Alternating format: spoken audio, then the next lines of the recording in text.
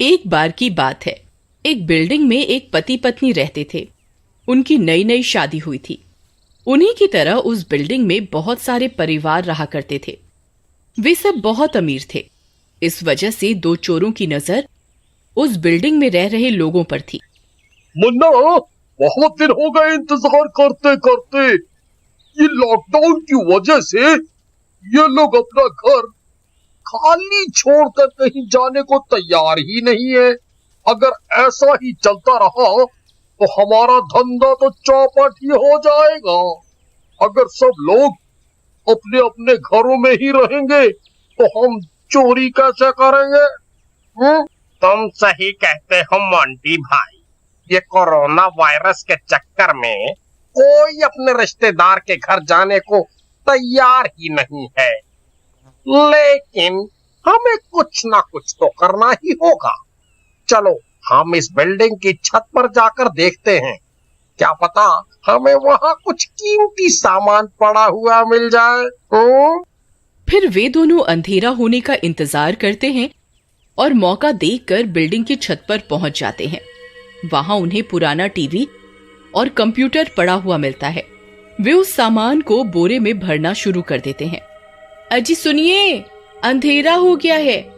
मैं छत से कपड़े उतारने जा रही हूँ, फिर वापस आकर खाना बनाती हूँ। फिर अनीता छत की ओर जाती है। अनीता की आहट सुनकर वे दोनों चोर टंकी के पीछे छिप जाते हैं। अनीता छत पर पहुंचकर कपड़े उतारने लगती है। अरे मर गए मोंटी भाई, ये औरत कहाँ से आ गई? अगर इसने हमें देख लिया तो हमारी शामत आ जाएगी। अरे मुन्ना भाई, डरो नहीं, हमारी तो लॉटरी लग गई है। जरा उस औरत के गले में पड़ी चेन की तरफ तो देखो, कम से कम 1 लाख रुपए की होगी। चलो इसी को लूट लेते हैं और यहाँ से भाग जाएंगे हैं? फिर वे दोनों चोर अनीता को पकड़ लेते हैं। कौन हो तुम यहाँ कैसे आ गए? छोड़ो मुझे, छोड़ो। अरे कोई है, मेरी मदद करो। फिर छीना झपटी में वे लोग अनीता को धक्का दे देते हैं और अनीता का सिर छत पर पड़ी ईंट से टकरा जाता है और उसकी मौत हो जाती है। छत खून से भर जाता है। अरे मोंटी भाई, ये क्या हो गया? इसका तो सर फट गया, इसका तो बहुत खून बह रहा है। अरे भाई जरा इसकी नब्ज तो देख, कहीं ये मर तो नहीं गई? अरे भाई मोंटी, ये तो मर गई। अब क्या करें? एक काम करते हैं, ये खून साफ करके इसकी लाश को इस पानी की टंकी में छुपा देते हैं और यहाँ से निकलते हैं। बहुत देर हो गई, अनीता अभी तक आई क्यों नहीं? फिर रोहन भी छत पर जाता है, लेकिन उसे अनीता का कोई नामो निशान नहीं मिलता। लगता है अपनी सहेली के घर चली गई होगी। फिर अगले दिन उसी बिल्डिंग में रह रहे पप्पू भाई बाथरूम में नहाने जाते हैं। वो जैसे ही नल को खोलते हैं, उसमें से अजीब अजीब सी आवाजें आने लगती हैं। पप्पू कान लगाकर आवाजें सुनने लगता है। मुझे यहाँ से बाहर निकालो, मेरी मदद करो। अरे ई का है भाई? ई नल में से कैसी कैसी आवाज आ रही है भाई? दोनों भूत प्रेत का चक्कर तो नहीं है ना भाई? मुझे अभी यहाँ से जाना होगा, आज रहने देता हूँ, कल नहा लूंगा। तभी उसे जाता देख उस नल से एक चुड़ैल का हाथ बाहर निकलता है और पप्पू की गर्दन पकड़ लेता है। आई मम्मी, ये क्या चीज है भाई? अरे मर गया रे, ये कमबख्त किसका हाथ है? अरे छोड़ छोड़ छोड़ मुझे, अरे छोड़। फिर जैसे तैसे पप्पू उस हाथ से खुद को छुड़वाता है और बाथरूम से भाग जाता है। हाय हाय हाय, बाल बाल बच गया। लेकिन ये क्या चीज थी भाई? भला नल में से हाथ कैसे बाहर आ सकता है? अजी, ये क्या बड़बड़ा रहे हो? लॉकडाउन का सदमा तो नहीं लग गया जी आपको? ये क्या अनाप शनाप बके जा रहे हो? भला पानी के नल से किसी का हाथ कैसे निकल सकता है? अरे प्रियतम मेरी, मेरा विश्वास करो, मैं बहुत मुश्किल से अपनी जान बचा कर आया हूँ। यहाँ जरूर किसी भूत प्रेत का साया है। अजी, मैं इन भूत प्रेत पर विश्वास नहीं करती। आइए मेरे साथ, मैं अभी देखती हूँ कौन सा भूत है बाथरूम में। फिर वे दोनों बाथरूम में जाते हैं और विमला नल चालू करती है। नल चालू करते ही उसमें से पानी की जगह खून बहने लगता है। अरे मर गए रे। देखो भगवान, मैंने तुमसे कहा था ना, यहाँ जरूर कोई भूत प्रेत का साया है। देखो देखो, पानी की जगह कैसे खून बह रहा है। इस नल से अजीब सी आवाजें भी आ रही थी। फिर विमला नल के पास कान लगाकर देखती है। मेरी मदद करो, मैं यहाँ फंसी हुई हूँ, मुझे यहाँ से बाहर निकालो, नहीं तो तुम में से कोई भी जिंदा नहीं बचेगा। मैं तुम सबको तड़पा तड़पा कर मारूंगी। विमला कान लगाकर ये आवाजें सुन ही रही होती है, तभी उस चुड़ैल का हाथ नल से निकलता है और विमला की गर्दन पकड़ लेता है। अरे अरे मर गई रे, इस कमबख्त ने तो मेरी गर्दन ही पकड़ ली। अजी कुछ कीजिए ना, मुझे बचाइए, मर गई रे।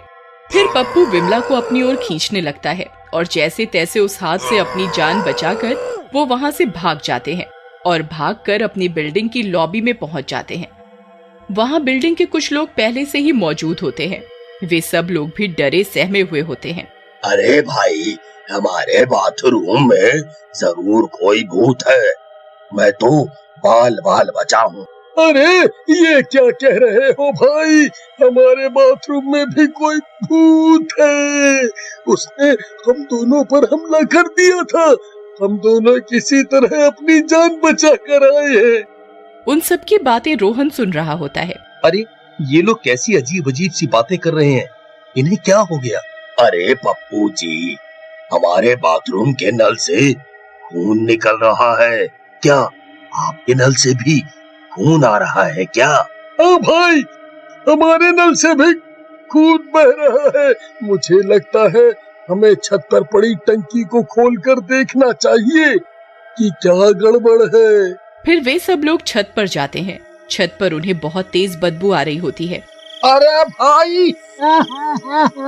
ये इतनी बदबू कैसे आ रही है भाई?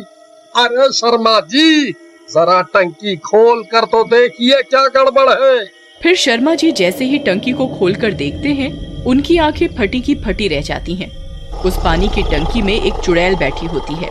अरे अरे मर गए रे। अरे पप्पू भाई, इसमें तो एक चुड़ैल बैठी हुई है। तो नास मिटे, ढक्कन खोल कर क्यों खड़ा है? जल्दी से ढक्कन बंद क्यों नहीं करता? अरे अगर वो चुड़ैल बाहर निकल गई तो हमारी शामत आ जाएगी। फिर शर्मा जी जल्दी से ढक्कन को बंद कर देते हैं, लेकिन उस चुड़ैल का एक हाथ बाहर रह जाता है। शर्मा, मैं तुझे अच्छे से जानती हूँ, तू वही है ना जो 208 नंबर मकान में रहता है। मुझे जल्दी से यहाँ से बाहर निकाल, नहीं तो तेरे लिए अच्छा नहीं होगा।